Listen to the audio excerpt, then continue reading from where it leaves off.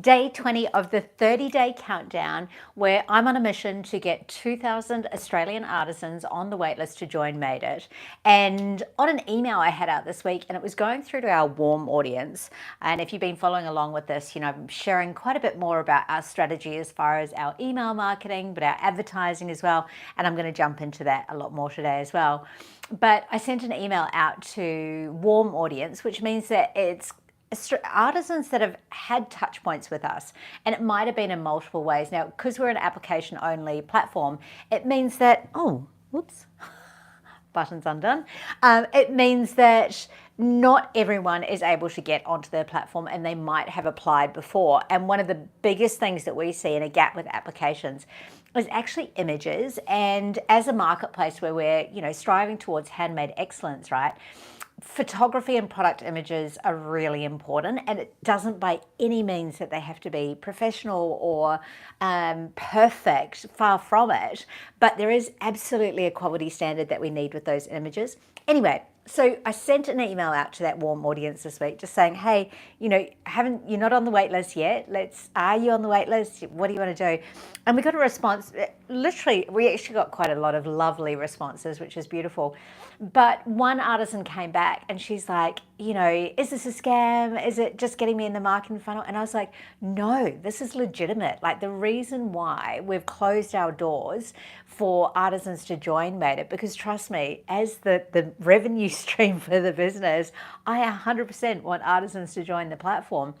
But while we're doing tech upgrades, it's really important that we test and test and test and test and test every single aspect, and really that we're nurturing you as the Made It community to make sure that the platform is working properly for you. So I just thought I'd share that, because I thought, hey, maybe that wasn't clear. And it was actually a good reminder that, often when you get a comment or a message from an artisan, you think, oh, or customer at all, and you think, oh, but then after you get past that stage of like, oh, then it's like, okay, let's put on the curiosity cap, right? Put that handmade curiosity cap on and say, I wonder if there's anything underneath that I could really think about and perhaps apply into what I'm doing. So anyway, how are you going on the challenge? I hope that you are playing along and on the challenge as well. I have learned so much already. It's kind of blowing my mind, actually, and I'm going to share with you some stats as well. But today is day 20, is all about reflection, and it's about looking at the wins that you've had so far. And I think this can go in so many different ways, but it's not just about numbers, right? And of course, I'm a numbers girl, but it's also about what have you learned. And when we think about learning and stacking that learning and then being able to apply it, like, that's power, that's potential, like evolution, growth, exponential growth, right? So let's talk about some stats. I swear I cannot get these glasses clean today, but that's okay. Let's talk about how many we have on the wait list. Well, I literally just checked before coming up to do this live, and we have got 580 on the wait list to join Made It. Now, just to be clear what that is, because Jeff, my partner, he's like, oh my God, you've got 580 new artisans on the platform. I was like, no. These are 580 who are interested in joining the platform, and then they'll still need to go through the application process. So with that number that I'm striving towards, that 2,000 artisans, what you've got to remember with that is that from 2,000 artisans, yes, Brona, I know, I'm so excited about that. But from those 2,000 artisans that might be on the wait list, from that, you might only get, say, 800 who actually apply. Thank you, Michelle. And then from there might only be another 30% of that actually get through the application process. And that's because we really want to lift the bar with handmade excellence, right? If we're going to be the leaders in this space, then we really need to show the very best in handmade. But we're so on the right path, and I'm so excited. And just to share a bit of feedback as well about the platform, all of the artisans are like, it's so easy, it's intuitive, it looks great, feels great, and it's really good on mobile as well, which is exciting. But a couple of things that I wanted to also share with you. Now, this isn't at all one of the numbers that I was intending to get excited about, but I am excited about it, but which is actually our Instagram growth. So I've been doing the lives, the Handmade Huddle, every morning at 9 a.m. over there. So being day 20, it's been going, that's 11 days that we've been doing that. Now, when we started, because this is separate to the Made It Instagram, right? Made It Instagram's got about 36,000 followers over there, which is incredible. But on the Made It for Artisans, this was a new channel, that new page that we only started last year. And for me, it was because with the marketplace, it was getting a little bit confusing as in who we were speaking to. Now, I know that I've had many conversations about having multiple pages and what that looks like. I know, Brona, I've had this exact conversation with you. Maybe I need to take some of my own advice on these circumstances. But the nuance with marketplace is that we really are two-sided. Our customer is the artisans, which is you, and then your customer, who is on the front end of Made It, because zero commissions, right? So that is your customer. That's a really big part of how we grow the platform for you as well. So we decided last year to split it off into 2 pages, and it's definitely been much more content to manage and to get on top of it. Jason's saying it's still 2,000 that have been made aware of Made It, even if they don't all sign up. A win-win. Absolutely. That's absolutely right, Jason. And so I gotta put my glasses on. I can't see that. So with the extra page, it is a lot more work, but I also think it's really great because I've found that because we're a bit of a smaller page as well, it actually gives us the privacy to have really open dialogues.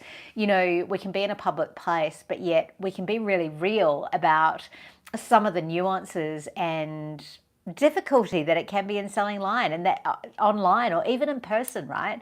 Selling online, selling in person, both of them can be really challenging. But by having that separate page, it means we can be a lot more open in our discussions, which I love as well. But in Instagram, with the results that we've got, so many bits of paper here. So when we started the challenge, we had 524 artisans following the Made It for Artisans Instagram page. We've now got 591. Now, this is something that I wanted to talk to you about because, when you're working on stuff like following, I don't know about you, but when you're following accounts and they've got like 200,000, 300,000, or even 20,000, even 2,000, right? And it's, you kind of look at it and can be a bit daunting. Michelle is saying it's like an online artisan meetups. Absolutely, I agree. That's absolutely what it is. But something that I would really encourage you to do, that when you're looking at growth and when you're looking at statistics there, is to change it into a percentage, because that tells a very different story. So let's say, for an example, if you've got 50 followers on your Instagram page, right? If you increase by 5, that is 10%. Now, 10% of 50 may not seem like that much, but if you can work out the strategy for how you grow a page 10% ongoing, right, then when you start getting into that compounding interest, that's when it really starts to juice up, and that's when it really starts to grow. So for me, in these 11 days, we've grown 12%. I'm like, that is phenomenal. And so it puts in my head, it's like, okay, well, what does this look like beyond the 30-day challenge? What does it look like as we continue to do this? And one of the things that I would really love to do after I've taken a little break in between, because this has all been quite big, is that I'm thinking that, say, from the beginning of July, after I've had a little holiday, that when we get back, that I keep doing the handmade huddles Monday to Friday. Weekends, not so much. They're kind of like my space where I really need to reset and get offline. But Monday to Friday, I just think the energy that's being created there is so cool, and we can really start to give it that 15 minutes of like, hit the ground. Hey, join us, stand up, huddle, except we're doing it as a collective. So anyway, that's just something that I'm playing with. But how could you start looking at your numbers as a percentage? Best way that I would suggest to do this is, if you know how to do spreadsheets, is to put it into a spreadsheet and start tracking all sorts of things. Like, it could be, what were your sales for the month of? It could be then looking at your sales across days and going, well, where are my most popular days and where am I getting the majority of sales? And how does that map to what I'm doing on those days? So let's say, for an example, if you get a lot more sales on a Thursday, what is it that happens on a Wednesday or a Thursday that might actually activate those sales? So if you've got a regular thing that you do on your Instagram page, or perhaps it's something that you regularly share in a Facebook group, you can start kind of mapping it and going, oh, okay, if this, then that. And then you can start to test it as well. But you can also start to look at growth as a percentage, because sometimes looking at growth as a number, it can be like, oh, it's taking so long, it's so slow. But it's like, yeah, but it's still growing. So say with YouTube, right? I swear, honestly, this has been the channel that I'm like, what is the key to unlock? And I know it's a lot more videos, but because my choice is live, that would be the format that I love, because I don't have to edit it afterwards. And editing at the moment is just a huge other taxing time on top, and I get quite particular about it. But with YouTube, so we have grown since doing this challenge. I think we've gone from 274 to 281 followers, 11 lives, and we've gone up by 7 followers, right? And see how I'm like, oh my God, is that for real?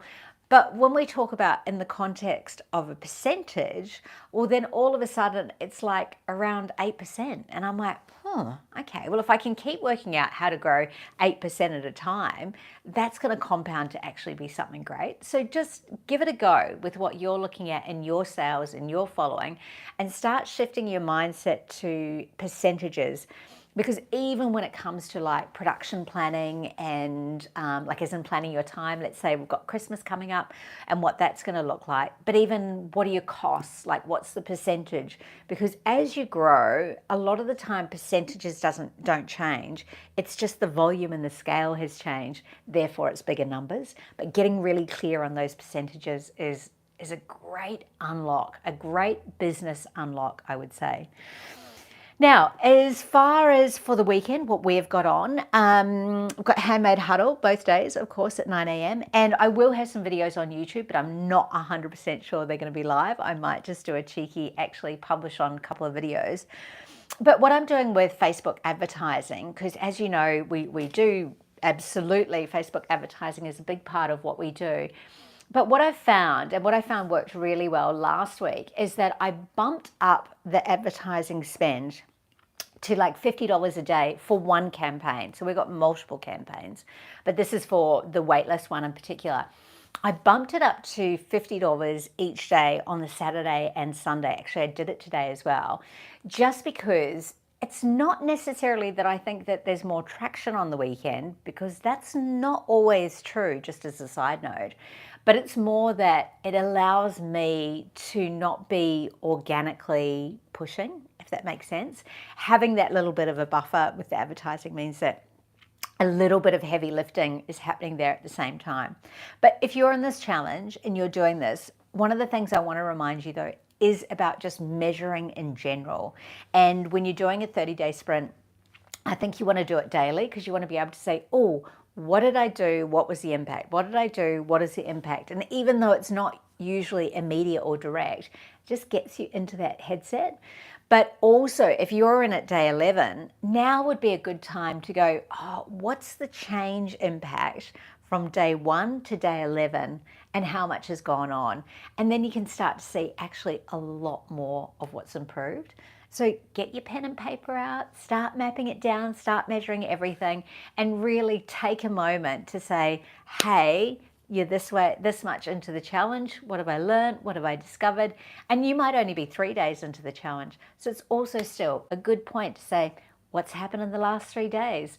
Understanding that can give you the momentum to go forward.